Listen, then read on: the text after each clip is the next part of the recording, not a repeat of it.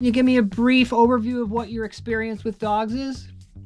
I work with dogs daily. I have a small business working with anxious and reactive dogs, which stemmed from me having my own reactive dog and having to take him through a rehab process. There's a lot of trauma there from him when I got him as a puppy. So unfortunately, I did get to experience the bad and the good of going through helping him in that rehab process.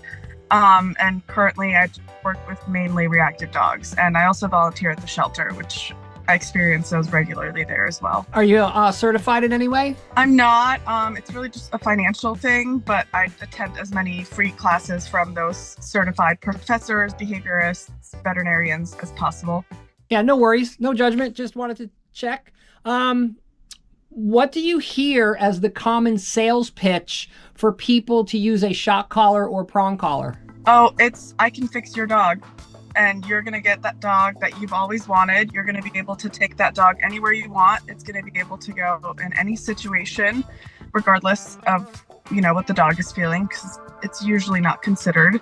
And 9 times out of 10, it's a guaranteed thing that you'll be able to have your dog do whatever you want it to do. Yeah, that's pretty typical from all the responses that people have been giving. They sell it as some sort of magical thing that's going to fix your problem, which we know is not true. Yeah, and they're always like, oh, if I can fix any dog, any breed, any problem type of thing. Yikes. Do these trainers who sell shock collars and prong collars, do they ever warn their clients about any potential fallouts? I haven't seen any warnings like that, and I do check their pages regularly. I'm part of a local group of dog moms, and I mean, the group is just riddled with these trainers, and I've yet to see anything on their pages or on any of their comments. It seems to be like, you kind of have to reach out to them, and then from then on, whatever happens just kind of stays between them. So not that I've seen. Yeah, again, very typical. They never tell people that your dog could be behaviorally or physically harmed, which is negligent to the point where they could be sued. Yeah. And I've had clients myself. They know my standings, they know my processes and all that. And I've had clients who have had to send their dogs away to board and trains. And I mean, I think that they're ashamed to reach back out to me. I'll reach out to them and kind of say, hey, how's it going? I've had no response from 2 of them. One of them is like, you're not going to like these methods. We're still struggling after several months of my dog being boarded. Like right before he went to come back, he started exhibiting behaviors again. And, it's because we're not handling the root cause of the problem. They're just strapping on an aversive device and going, oh, this is going to fix the situation, when in reality, it does not. Yeah, no doubt. And sadly, these pain trainers consider dogs that are shut down and dealing with learned helplessness as being better, which is crazy. What are you seeing as fallouts from dogs who've been subjected to prong collars and shock collars? So I have 2 pretty close up experiences. My own would be my personal dog. There was a long period of time where there was a lack of trust between us, and his behaviors were just significantly worse. I think he felt like he was no longer safe. And so he would lash out on me for the smallest thing. I could approach him just regularly, and he would just kind of be right on edge, ready to, jump or bite at me because he saw it as a threat. And then I have a client whose dogs I see 3 times a week. A different trainer sees them twice a week who uses these tools. And our relationships are like night and day. These dogs will respond to me, and I walk them on harnesses. The boy is a little bit quicker. The girl has arthritis, so she's on a waist leash closer to me, and he's got a 15-foot lead. And I mean, it could be pretty much any situation, including dogs rushing us. And if I tell them, hey, let's go this way, these dogs will turn around and come with me. Whereas from their guardian telling me when they're walking with the other person with the prong collars, they'll drag her down the street towards another dog. And like, they've gotten into fights with other dogs. while being walked with her on these collars, and we've never had that issue. Well, good for you for, telling your client you're not going to use those prong collars. Hopefully you can get them to see the light and not use them anymore. I mean, have they been out on a walk with you to see your results versus their results? I'm working my way to getting them to do that. We don't have the same schedule, so I've been, I've kind of floated the idea of having like a group walk with myself and the other walker. But then she told me that she considered herself a trainer, and I figured it would be kind of harder to get across to the other person that called themselves a trainer using these Versa tools. So I just figured, let me just make the walk, schedule the walk with the parents, and then, show them my method, because I've seen the dad walk them too, and he just like really winds up the leashes and is very tense, and the dogs are dragging him down the street, and I'm going, you're twice my size and I don't have this problem with your dogs. Like, let's do something. But it's yet to happen, but hopefully sooner than later I can get that done. Yeah, have a friend go with you and take some video. Yeah. Ooh, that's video doesn't lie. No. Really? And you could just send them a minute of you walking their dogs. You could even, if you have a friend who has a dog who's not reactive, you could even have them be your test dog, right? Yeah. And just show how you can remove the dogs from the situation. And you're absolutely right. My ex-wife, who was a professional trainer at one point, she was maybe 110 pounds. We had a 70-pound pit mix, and she could walk him and do all kinds of stuff with him, because it's not necessarily always about strength. I mean, you need a certain amount of strength, but it's really more about teaching the dogs that you're more reinforcing than lunging, barking, or whatever you want to do. Like, I'm more reinforcing, and that usually means you're counter conditioning and using food rewards to get disengagement. I always tell my clients, dogs will do the most reinforcing thing at their disposal, especially if their history predicts it. So good on you. Good on you. I own 2 dogs, and my boy is an 85-pound reactive pit. My girl's a 70-pound pit lab who's picked up on some of that reactivity, but they know that like they can look at the trigger, and if it's getting to be too much, I'll let them know, hey, like, this is too much, let's go this way. And I can just, and then they come back this way. I'm like, good job. So I kind of do the same thing with my clients' dogs, let them know that like, hey, this is always going to be more rewarding. This is your safety. I'll get you out of the situation if we need to. There's no need to go further into it. You're all right. Nice. Yeah, good on you. How much more work is it to reduce the fear and aggression that's created by shock collars and prong collars? I mean, it's every single second, versus, us having a nice relaxing walk. Now I have to like undo, I feel like, whatever was just done to these dogs, because now they're double checking, and they're checking in with me, but not in a way that I want them to be. It's almost like they're so unsure of themselves that they're like, oh my God, is it coming? Am I doing the right thing? It's almost out of fear versus like, let's check in and make sure that things are good around us because you're comfortable and we want you to stay that way. So it's definitely a lot more work. The dogs that I visit 3 times a week are the only ones that I've seen after having those tools used on them. My other client whose dog went to the board and train and had to stay a little bit longer and then come back, she was like, I want you to see him, but I'm afraid that it's going to make things worse. I just think that she's been fear-mongered and kind of fed so many things that she's like a little confused, unsure who to go with, and I'm like, I'm not going to pressure you into anything, but, I'm always here if you need me. I'm like 15 minutes away. And if you decide that that's not working any longer, like, and I was so early on in my learning when I started working with her. So I implemented a few things, but it was mainly during just enrichment visits versus like behavioral consulting visits. So I think she saw it as more of like, oh, you can do this versus like, let's implement this every single time we walk. And then his reactivity just got so bad that he ended up biting her pretty hard a couple times.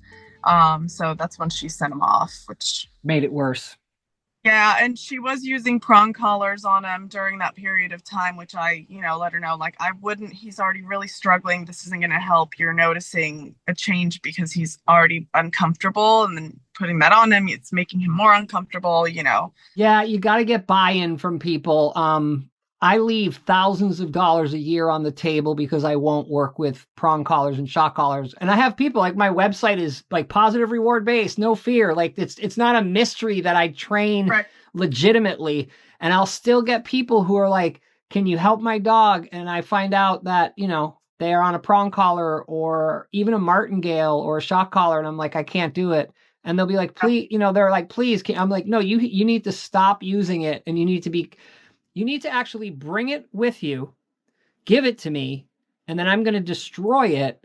And sometimes, you know, I've said, look, I'll give you a harness, right? I'll give you a harness, right, for your dog, but I'm not going to cause your dog fear and pain. I don't even work with dogs who are on electronic containment unless somehow, like, they've already got it in there and it's a new dog. And like, I'm like, okay, but I tell them all about it. And I'm like, don't do this. So yeah, you really got to get buy-in from people, because otherwise, you know, what would you like the legislature in New Jersey to know about Bill SB 3814, which is going to ban the use of shock collars and prong collars in pet dog training? This is going to be a huge change for the way that our dogs get to experience life. You know, they get to have empathy and, you know, a little bit more care, a little bit of, I can't think of the word right now, but it's going to be so important for dogs to be able to have that little bit of grace, to grow, to overcome certain situations without going, you know, I really don't have the time for it. Let me just put a Band-Aid solution that's actually going to damage my dog's mental and physical, potentially, well-being, just to get this, you know, result out of it. It would just be amazing if we could have, you know, one state at a time. If we could get New Jersey on board, you know, who's to say that it's not going to go and, you know, spread like wildfire, and people are going to start realizing, hey, we're really damaging these animals. Like, it would be amazing. Yeah, I mean, the language is great, which is why I'm behind it. Also, Laura Giuliano, who wrote the language with Senator Gopal, Senator Gopal wound up in her puppy class. Laura was my assistant for 4 years. So that's why I'm behind it, because I trust her. The language is great. Every other piece of dog training legislation I've read, I was like, nope, this is just a money grab. You're not trying to help anybody. So that's why I'm behind it. I know the people behind it. I can trust that she's, you know, doing it for the right reasons. That's why I'm getting behind it. So here's the deal. Like, the documentary is pretty much done, right? Okay. So, but what I'm going to do is, all of the people that I've interviewed, I'm going to start a podcast called The Price of Pain. So, because these stories just, I mean, there's more people and more people every day that want to tell their story, whether they're a trainer or a dog guardian. So I'm going to keep it going, because obviously, as we all know, it isn't just one problem here in New Jersey. It's a problem all over the world. So the more people that I can get to do interviews and cut together and put out, you know, the more ammunition we have to help dogs, you know. I appreciate what you're doing so much. Thanks. I've been doing it a long time. I mean, I came into the game in 2007. I made a documentary called The Pitbull Hoax, and I said, geez, you know, I should probably go get certified. So I went to the Academy for Dog Trainers, because I'm like, if I'm out here defending dogs and pit bulls, I should have something behind me. So when I got out of the Academy for Dog Trainers, I went and interviewed Dr. Ian Dunbar, Dr. Karen Overall, Dr. Nick Dodman, and just started, you know, putting them together for the documentary, The Pitbull Hoax. And then when I talked to them about pit bulls, I also talked about, like, legit training. So I have a bunch of footage of that. I put out a video, it's on YouTube, called The Heavy Hand Myth, which is all about why you don't need fear and pain. And, you know, I've pretty much been, ever since I got into dog training, I've been a canine journalist, so to speak. Like, I've been making educational films and interviewing people. So for me, this is not new, but I can just tell you right now, I mean, I deal with the documentary every day, here and there, doing what I need to do. It's pretty powerful stuff. So, but I loved your answers. I think, you know, you're on the right path as far as what you're doing, which is great to hear. Like, if I hire a plumber and they come over and ruin my kitchen sink, I can sue you. Yeah. Right now, these pain trainers show up, they shock the dog, the poor dog is destroyed. They don't ever call the people back. They you know. People who will post on that group or other groups that I follow, because I follow a lot of force free and fear free groups as well. And there's a lot of people that have said, these people broke my dog. I've I've had to spend thousands of dollars after I spend thousands of dollars on that to undo all the damage that they caused to my dog. And it's heartbreaking. Like, to think of an animal that has been so broken because they've been abused, because at the end of the day, that's what it is, for so long, that they've just shut down or they've gotten so bad. Like, I've seen so many dogs that are being posted on social media because they're about to get euthanized because there's so many reactivity issues. And I'm going, okay, well, what's the daily life looks like? And it's just a nightmare, like, why would anybody be okay with that? Of course this dog is struggling, and it's about time that it came to a stop, at least for the pets. And like you said, protect consumers, because your dog gets messed up by these people and then there really is no repercussion to it. You might have just made the trailer number 2. That was fantastic. I think I'm going to use that as a trailer because that was really dead on. I like that. Yeah, that's great. Yeah. Well, thanks for your time today. I really appreciate it. Be safe out there walking those dogs, because anything can happen on a dog walk is what I tell my clients. Like, and as you know, I've told every single person, whether they've been in the game 30 years or 3 years, doesn't matter, dog professional or not. If you ever need anything and you think I can help you, do not hesitate. You can text me. You got my number, or you can email me if it's something you want me to like really look at. I'm more than happy to give you a hand.